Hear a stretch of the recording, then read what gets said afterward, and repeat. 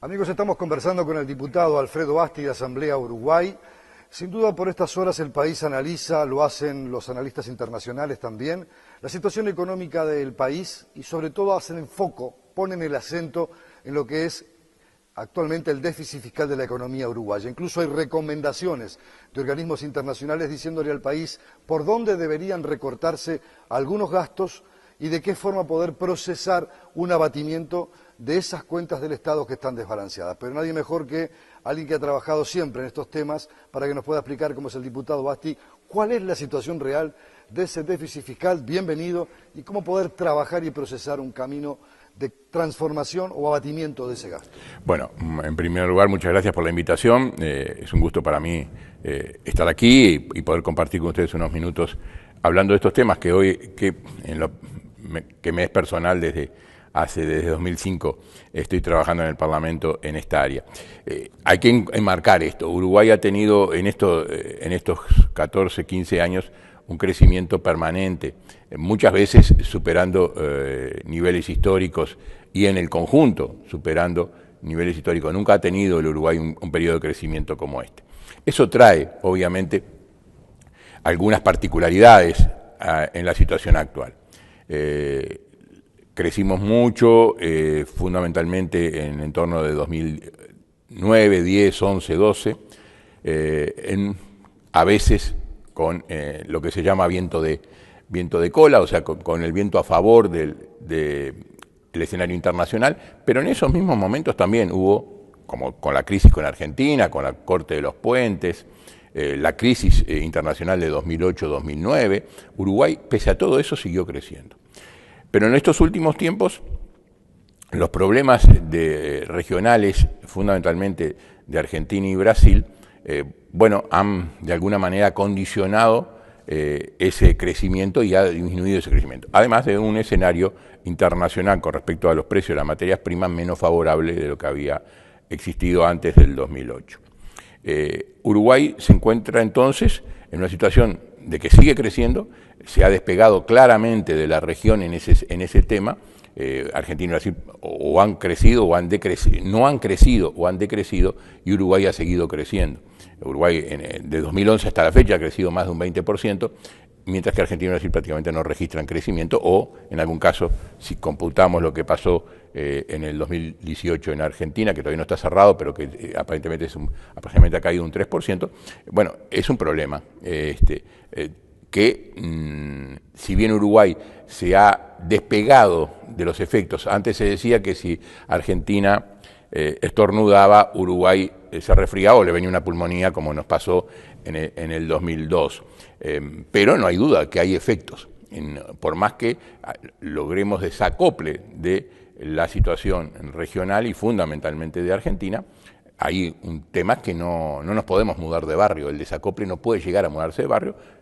No hay duda que el mercado argentino en el turismo pesa mucho y en algunos sectores industriales las exportaciones de Uruguay a Argentina, ya sea que hubo periodos en los cuales hubo restricciones para el ingreso, durante fundamentalmente el gobierno anterior al actual, pusieron restricciones para el ingreso de mercaderías uruguayas, y luego que se liberaron esas mercaderías, se entró en esta crisis en el gobierno de Macri, que ha tenido efectos nefastos, fundamentalmente para Argentina, pero rebotan necesariamente. Ahora, cuando los operadores están pidiendo que mejore la competitividad, que se reduzcan los costos que tienen que pagar, sobre todo las inversiones de capital al Estado, cuando se dice que hay un déficit importante en la caja de seguridad social o en el sistema previsional del país, ¿hay foco ahí, hay comprensión de que los temas están en ese lado? ¿Qué es lo que hay que hacer? Bueno, por eso a eso tratamos de poner el escenario. Entonces, Uruguay sigue creciendo, pero tiene dos problemas que son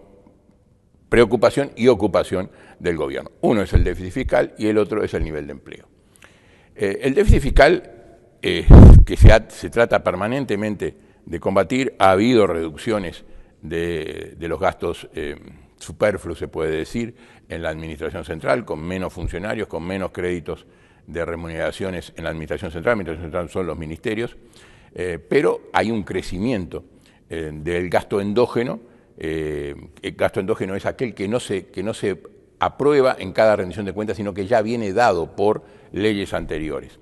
allí pesa muchísimo todo el gasto de seguridad social, que se va incrementando con decisiones que se tomaron voluntariamente, eso sí, en su momento, de flexibilizar el acceso a las pasividades con la ley del 2008-2009, que permitió, por ejemplo, que personas que nunca se hubieran podido jubilar con el régimen anterior porque no llegaban a cumplir 35 años de trabajo, pudieran hacerlo con 30 años de aportes.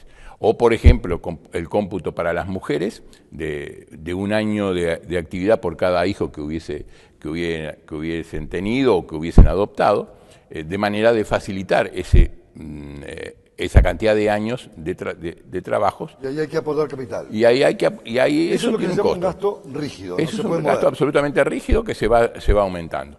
Hay otro déficit, el déficit de la seguridad social, estamos hablando, aunque el ministro no le guste hablar de déficit, el ministro de Trabajo y Seguridad Social no le gusta hablar de déficit, bueno, la diferencia entre ingresos y egresos del BPS está en el entorno de los 700 millones de dólares. Algo similar, y atiende 800.000 pasividades, o sea, 800.000 prestaciones.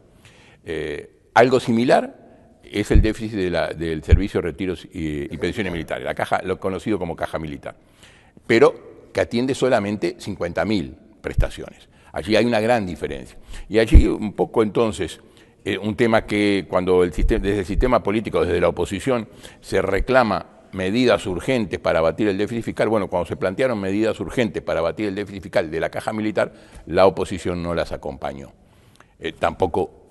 También hay que reconocerlo, faltó un voto de un diputado del Frente Amplio para poder concretarlo. Se había aprobado en el Senado y en diputados no se logró el voto 50 y no hubo ningún voto de la oposición para acompañar un tributo que es exactamente igual al que anteriormente se implementó para la caja bancaria para ayudar a solventar el déficit y por lo tanto generar la sustentabilidad del sistema que hoy está en cuestión, porque ese déficit va a seguir creciendo. Pero tenemos también los problemas de competitividad. Se dice que hay mucho gasto y mucho costo para el inversor porque el Estado le cobra demasiado, porque las prestaciones son muy altas. ¿Qué se puede tomar? Uruguay no tiene una, si comparamos incluso con nuestros vecinos, no tiene menor carga impositiva que la de nuestros vecinos. Allí hay que poner muchos temas arriba de la mesa como para poder llegar a determinar claramente dónde están los problemas de competitividad. Obviamente que uno de los temas que más salta es el tema de la diferencia de cambio con Argentina.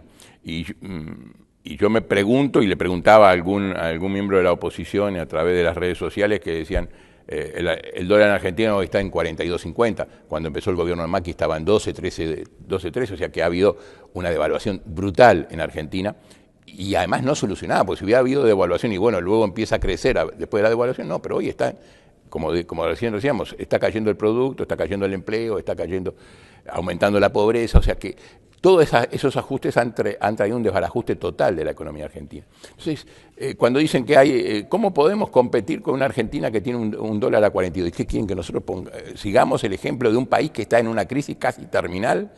No podemos seguir ese ejemplo. No, nosotros tenemos un sistema de flotación que le ha salvado al Uruguay de esos vaivenes internacionales que hemos dicho, adaptándose. El dólar ha pasado de 28 a 30 o de 30 a 28 sin ningún drama.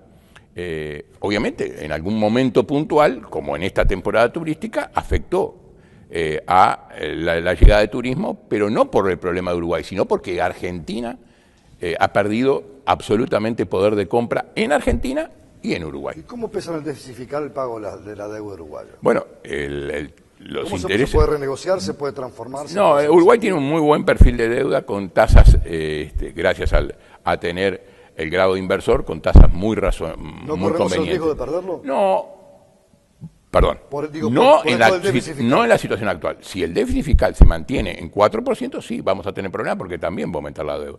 Pues es absolutamente claro entender que cada peso de déficit fiscal es un peso de deuda, porque el déficit es eso, es entre lo que se cobra y lo que se gasta. Y si se sigue gastando más de lo que ingresa, hay que endeudarse para cubrirlo. Con un Uruguay en crecimiento, eso es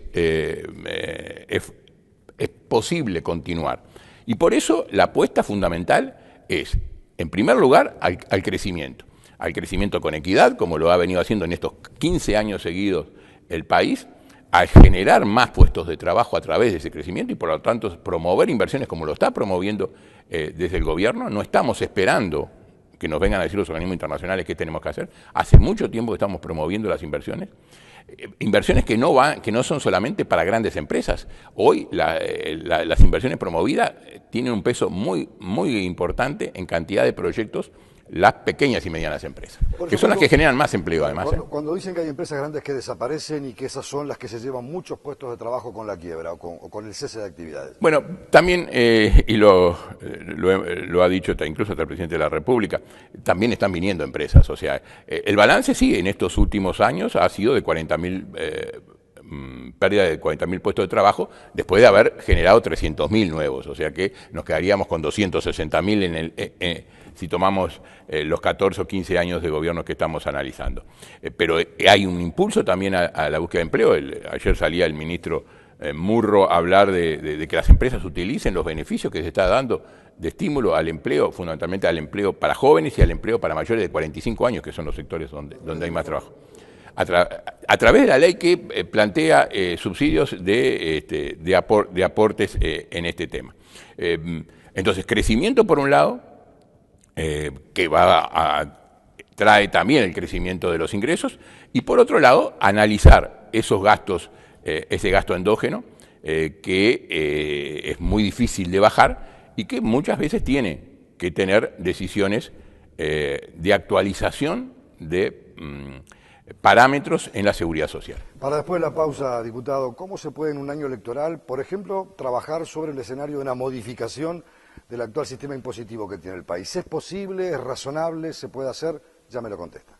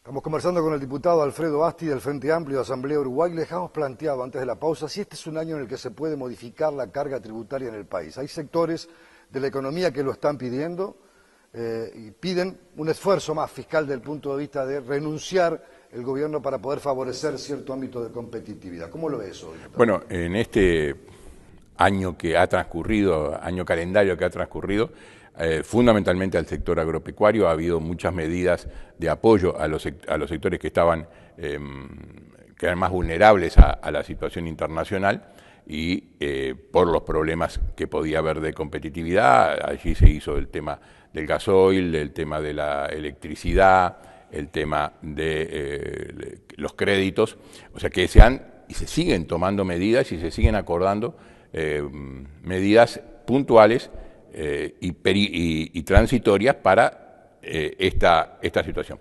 El otro gran tema, que como lo decíamos antes del corte, es el tema de la seguridad social, que es un tema, no es solamente un tema de gobierno, es un tema del sistema político y de la sociedad en su conjunto, que tiene que analizar que bueno que la anterior ley es del año 95, primer año de gobierno del segundo periodo de Sanguinetti. Lo digo porque quizás es el momento, el primer año de gobierno, el que las fuerzas políticas, todas las fuerzas políticas pueden tratar de acordar modificaciones a un sistema de seguridad social que tiene que mantener los principios de solidaridad intergeneracional, de suficiencia de las prestaciones, pero que también tiene que tomar las modificaciones que ha habido en los factores demográficos del país. Hoy tenemos una edad mínima de jubilación de 60 años, pero la actividad de quienes tenemos 70 años, por ejemplo, demuestra que podemos trabajar un poco más. Pero ahí hay que combinar, no es aumentar directamente la edad de retiro, sino que hay que combinar una serie de medidas demográficas y de incentivos para el retiro tardío que permitan tener una mayor sustentabilidad del sistema y tratar de evitar ese déficit permanente. Esa transferencia de recursos. Transferencia de recursos que también es otro de los temas que también rígidos, que son las transferencias a los gobiernos departamentales, las transferencias para cubrir el Fondo Nacional de Salud, que no son decisiones que en su momento el gobierno se tomaron en el gobierno para posibilitar el acceso de todos los uruguayos a la salud. Pero eso tiene un costo. Siempre no se previó nunca que fuera superavitario el fondo, el FONASA. Hay aportes, y hay aportes que hoy se están cubriendo al haberse cubierto todos los colectivos que estaban previstos en su ingreso, fundamentalmente el de los pasivos, y tiene un costo muy alto. Pero entonces tenemos que buscar las formas de avanzar en soluciones que, manteniendo todos los derechos que se han logrado en estos 15 años, permitan profundizar hacia el futuro, y en el cual es fundamental, y aquí también hay que apelar a la sociedad y al sistema político, alentando la llegada de inversiones, no poniendo palos en la rueda a la llegada de inversiones, porque la llegada de inversiones, tanto nacionales como extranjeras, son generación genuina de empleo, y la mejor política, la política social más efectiva es poder brindarle el empleo que las familias necesitan para su sustento. Empleo de calidad, empleo de sostenibilidad en el tiempo. Que se pueda sostener en el tiempo y que le pueda a la familia proyectarse hacia el futuro. Diputado, ha sido muy amable por visitarnos en esta ocasión. Amigos, hasta aquí este encuentro de Otras Miradas, como siempre. Este programa se graba y se emite en la plataforma de MAM TV a través de Vera TV. Por su amable compañía de cada semana, muchas gracias. Nos estamos viendo.